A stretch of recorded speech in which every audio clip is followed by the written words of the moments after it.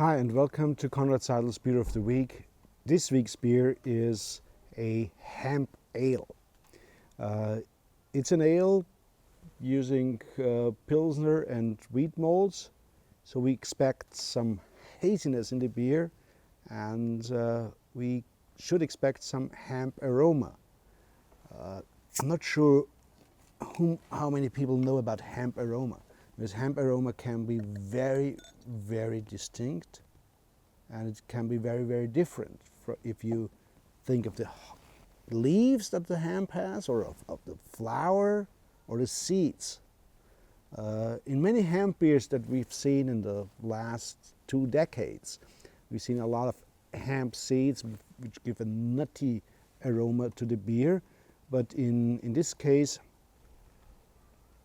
there's no nuttiness. It's a herbal aroma and it's a citrusy aroma.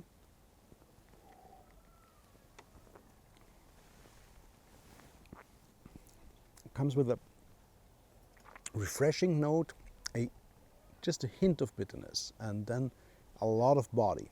Hemp enhances the body of the beer. Here we have hemp flowers in here.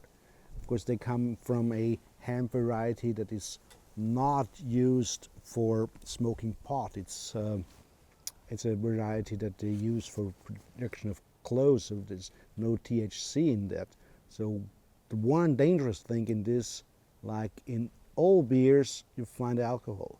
So if you don't want to have alcohol, don't drink beer. But if you want to have an interesting beer, then this hemp beer could be a very, very exciting experience. If you pour it correctly, it will have a lot of foam, beautifully rising.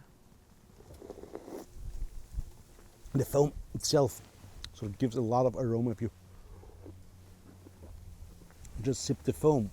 And there you get also a little touch of the hops that are used here. It's a nice combination of hemp flowers and hops that enhance the aroma of that beer. And it's the top fermenting yeast that gives it a round aroma, and the full-bodiedness comes from the hemp as well as from the malt.